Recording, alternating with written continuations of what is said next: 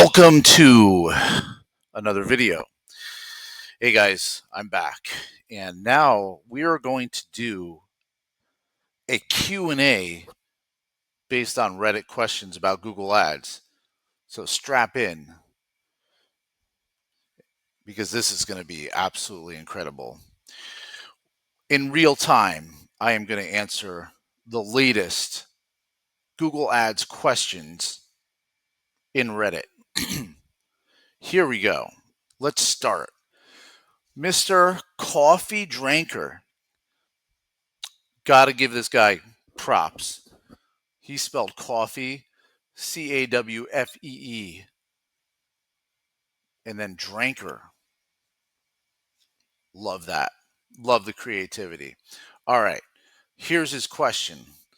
Ads policy restricted for enabling dishonest behavior.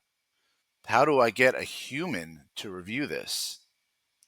Alas, the age-old question of why is Google telling me that I'm a bad person when I know that I'm not? Let's see what the issue is. Been a while since I've had a policy review on my ads, so forgive me for the ignorance. Client I'm working with sells toys for children. Boy, if that doesn't sound like a shady business, I don't know what does. So let's see. It reads, again, I will state, these are toys from large suppliers. They sell these online on their store, but it seems like Google Ads has an issue with their store. Looking into it, I believe they're getting denied because of the fact they offer kids spy kits. Oh, because kids can pretend they're super spies, like disappearing ink and mirroring sunglasses. Yeah. That's a stretch. I mean, okay, this is obviously not true. We've been issued a warning. Okay, so they're asking basically, their hypothesis is that their business or their client's business was suspended um, due to some type of ambiguous enabling dishonest behavior policy. Um, so what can they do? Well, the first thing you want to do in this situation is submit an appeal. There's an appeal form. You definitely want to do that. You want to explain what, if any, relevant actions you've taken to correct the policy issue. Now, if you disagree with the policy issue, you just really have to say that. You have to say the client is not enabling dishonest behavior. We've reviewed your policies, blah, blah, blah. We don't believe we violated any policies. And it's always good to add a little human element to your appeal and basically say, this is significantly impacting my client's business. They're unable to make payroll. People are going to get laid off. Like, you can lay it on a little thick. Don't be afraid to do that sometimes. So you kind of put it in their face that, hey, you're screwing people over by being extreme with your policy decisions here. So I think any reasonable person would not agree that this is a dishonest activity on behalf of the business, or at least that's my personal opinion. So yeah, I would submit the appeal. You can, after you submit the appeal, wait at least 3 days, call up Google Ads support. You can talk to them about it, follow up, say, hey, I'm following up. Then what you want to do is get what's called a case ID at the end of the call. Before they end the call, get the case ID. Now, if you have a good rep that you can then contact through, if you are an ad agency, you may have a good rep. Okay, so or if you work with an enterprise company or a company that spends a lot of money, typically you'll have access to a US based rep. And if you can email that case ID to a US based rep and explain the situation and just say, can you please escalate this? and just explain it to them. Hey, look, it's blah, blah, blah. Basically the same thing you put in an appeal. 9 times out of 10, they'll get the issue resolved. Now, if you can't access a US based rep to intervene, then you're kind of um, at the mercy of the system, and it may take longer for you to get the issue resolved. So that's that. So let's move on to the next question because I want to try to cover a couple of questions here. Um, let's see. Google Ads is the only job where doing everything right still gets you punished. Landing page test fast. They say tracking dialed in, campaign structure clean. Hard to know exactly what that means, but okay. Ad copy A/B tested to death. Love that. I'm a firm believer in a lot of A/B testing of your ad copy. That usually does help move the needle in client accounts. Still got slapped with a 300% spike in CPL overnight. Checked everything. No changes, no competitor spike, no seasonality. Google just decided to be weird that day. Anyone else feel like the platform gaslights you? Well, yes, actually, I have to say I do feel that way. I do feel that Google Ads does gaslight me. Um, which effectively means that they'll I don't know. I'll give you an example. Like, let's say one day you get flooded with a bunch of spam leads, and then you call up Google and you say that, hey, we got all these spam leads. Google will turn around and basically tell you you're crazy and that there's nothing wrong. Perfect example of them gaslighting. They will do things like that often. They will not take accountability. That's the key thing. They will never admit that they've made a mistake or that their system has a flaw. So anyway, going back to this post, they got a 300% spike in CPL overnight. So this really can be due to a few factors. If your CPL goes up, one of two things happen, either one or the other, or a combination of both. Number one, either your cost, your CPM, and thus your CPC has gone up.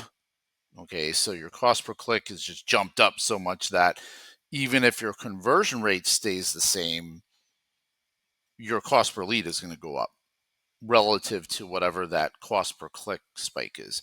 Or your conversion rate drops. So if you have a three, he's not specifying. So hard to know because we don't have that information here in this post, but speculating that I would say more often than not, it's a conversion rate issue than it is a CPM or CPC issue. CPCs tend to creep up.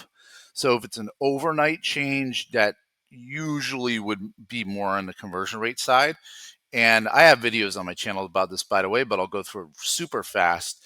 The most common reasons why this happens are number one, this 50% of the time or more, it's either a tech issue that's caused by something in your system. Maybe your merchant account stopped working, you started getting declines, your hosting account stopped working right, your website is loading super slow. All of a sudden, that's sort of like your solutions that you're relying on, your hosting account, they drop the ball. It's nobody on your team, and that causes everything to get screwed up. The second other common thing that happens is somebody does do something. I don't want to say stupid because that's kind of mean, but let's just say that maybe your web developer suddenly changed everything around and never told anybody. Maybe they changed the pages or website all around, not understanding that they impacted the user experience negatively. Or maybe they thought about it, but they didn't think that would happen, but it did happen because of some little nuancy thing that's changed. A lot of people don't realize it's the little nuancy things that you change that you think are going to help, sometimes that kill your conversion rate. So there's that. Or it could be somebody just frankly just broke something. You know, an update was made on the website all your links aren't working, or I've had clients where it's suddenly the contact form suddenly doesn't work because the web developer updated something. So it's stuff like that happens quite often, um, very very often, regardless of the size of the company. The only companies that are pretty good at preventing issues like this are the really big Fortune 500s tend to be a little bit better at having quality check systems in place so that people aren't doing things like this. But if you're like $100 million company or less, I just see this sort of mistake all the time. Anyway, so there's that. The other thing is seasonality and things like that. People don't realize that when you we just passed Memorial Day, for example, extremely common as you lead up to a holiday week, sometimes between 1 to even as much as 2 weeks before the holiday, consumer behavior changes. And while people may still be searching or still maybe checking you out and looking at your products and services, they're not necessarily going to take action during that time. So conversion rates very often in a lot of industries dampen leading up to holidays. Okay. And the bigger the holiday, the more extreme that effect is. So let's say, for example, leading up to Memorial Day, 1 to 2 weeks leading up, a lot of businesses will see a drop in conversion rates.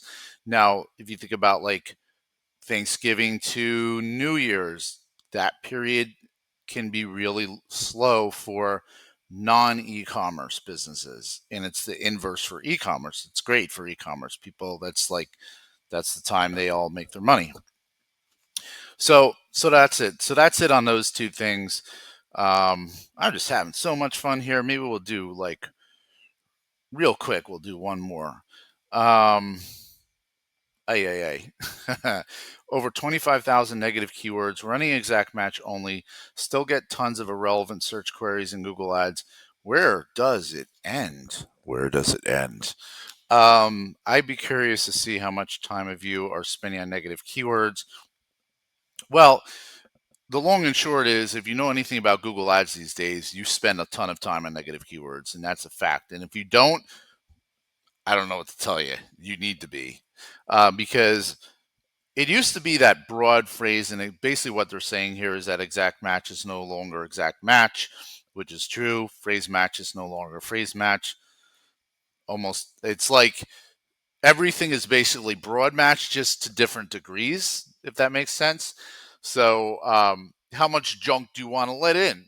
If you want to let a lot of junk in, use pure broad match. If you want to let only some junk in, use phrase match. And if you want to use or allow as minimal as possible, use exact. But I will say that I find that the combination of phrase and exact still is the best thing with negatives, because I still find that exact kind of restricts things a little bit too much. You leave too much money on the table if you don't run phrase. At least that's my personal experience. Maybe that'll change over time. I don't know, but so yeah, I mean this is the direction that Google's going, and I think the moral of the story here is that you just do have to be super aggressive with negative keywords. I mean, that's just the way it is. So yeah, guys, hopefully this has been entertaining and helpful in some way. Um, I go on Reddit all the time now and just answer these questions. So you may see me dropping in here with my hop to the top handle, answering some questions. So feel free to give me a shout. And if you've enjoyed this video, do me a huge favor, subscribe. That would be amazing. And if you have any thoughts, don't be shy, comment below. And I will see you guys on the next one.